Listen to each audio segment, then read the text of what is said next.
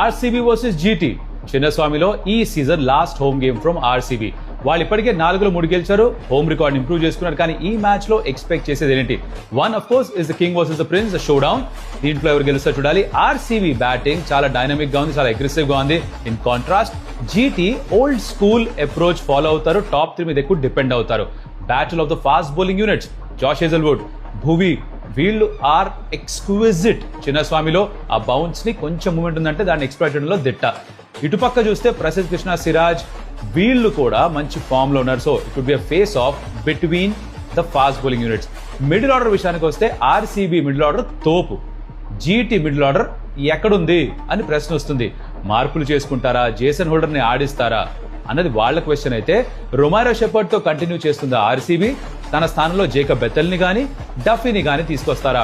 Duffy వచ్చే అవకాశాలు తక్కువ, బికాస్ డఫీ, హేజల్వుడ్ ఎవరో ఒకరినే ఆడతారు ఆర్సీబీ, అది వాళ్ళ ఫిలాసఫీ. అండ్ షెపర్డ్ వెనకాలే ఉన్నామని యాండీ ఫ్లవర్ క్రితం మ్యాచ్ తర్వాత చెప్పేస్తున్నాడు. So Bethell might have to wait.